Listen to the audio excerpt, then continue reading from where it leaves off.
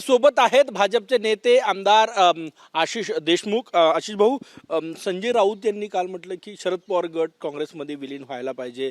त्यानंतर मुख्यमंत्र्यांची प्रतिक्रिया आलेली आहे की बेगाने शादी में अब्दुल्ला दिवाना. तुम्हाला काय वाटतं एकूणच या परिस्थितीवर?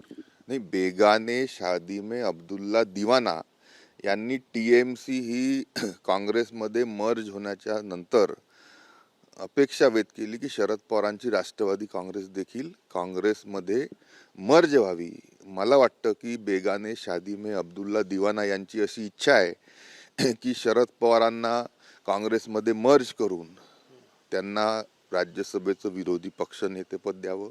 आणि सोबतच अशी त्यांची सुप्त इच्छा आहे की उभाटा म्हणजे शिवसेना उद्धव ठाकरे यांचे देखील खासदार हे काँग्रेसमध्ये मर्ज व्हावे आणि त्यानिमित्ताने महाराष्ट्राचं काँग्रेसचं प्रदेशाध्यक्षपद हे उद्धव ठाकरेंना मिळावं. अशीच का बेगाने शादी में अब्दुल्ला दिवाना यांची इच्छा, तीव्र इच्छा असू शकते. बेगाने शादी में अब्दुल्ला दिवाना हे संजय राऊतांना उद्देशून म्हणण्यात आलेलं आहे काल. तर असं तुम्हाला वाटतं की संजय राऊतांची अशी इच्छा आहे की आधी राष्ट्रवादी मर्ज करायची आणि नंतर ठाकरे गट मर्ज करायचा? नाही, नक्कीच अशी असू शकते. शेवटी हा सर्व विषय महाराष्ट्राच्या राजकारणासंदर्भामध्ये जर चर्चेला आणला असेल तर ते बेगाने शादी में अब्दुल्ला दिवाना यांनीच आणला आहे. आणि म्हणून शरद पवारांचा आणि उद्धव ठाकरेंचा पक्ष काँग्रेसमध्ये मर्ज व्हावा अशीच त्यांची इच्छा आहे. राज्यसभेचं विरोधी पक्ष नेतेपद ज्याचे ते स्वतः सदस्य आहे ते शरद पवारांना मिळावं आणि काँग्रेसचं प्रदेशाध्यक्ष उद्धव ठाकरेंना मिळावं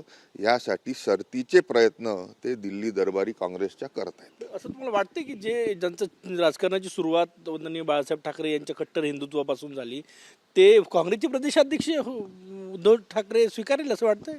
आणि बघा, आता काँग्रेसच्या भरोशावर उद्धवजी हे राज्याचे मुख्यमंत्री झाले होते. आज परिस्थिती अशी आहे की त्यांचे खासदार असो किंवा त्यांचे आमदार असो हे भारतीय जनता पार्टीमध्ये येण्यासाठी किंवा एकनाथ शिंदेच्या पक्षामध्ये जाण्यासाठी अतिशय मोठ्या प्रमाणामध्ये प्रयत्नात आहे. हे मी तुम्हाला स्वतः माझ्या अनुभवातून माझ्याशी बोललेल्या लोकांच्या माध्यमातून सांगतो.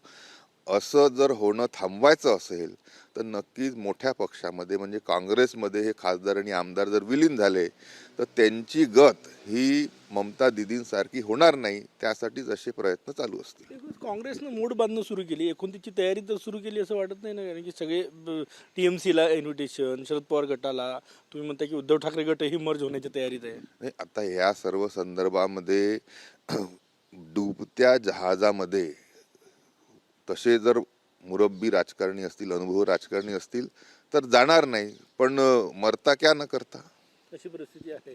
पण याचा भाजपवर काय परिणाम होईल? तुम्हाला फटका बसेल का महाराष्ट्रात देशाच्या निवडणुकीत असं वाटतं? नाही, मोदीजींच्या नेतृत्वामध्ये 2047चं विकसित भारत पाहण्याकरता महाराष्ट्रातली जनता ही सातत्याने भारतीय जनता पार्टीच्या मागे उभी राहिली आहे.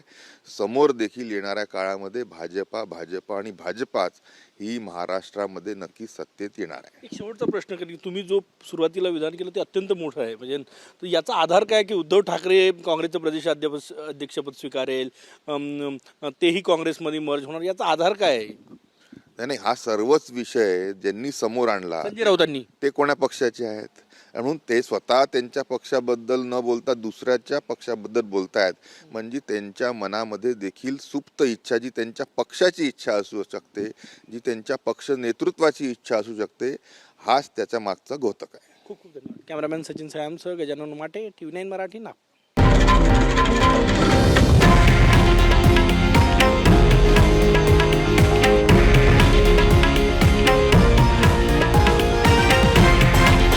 हे आहे देशातील नंबर 1 न्यूज नेटवर्क आणि आपण पाहत आहात TV9 मराठी, एकमेव.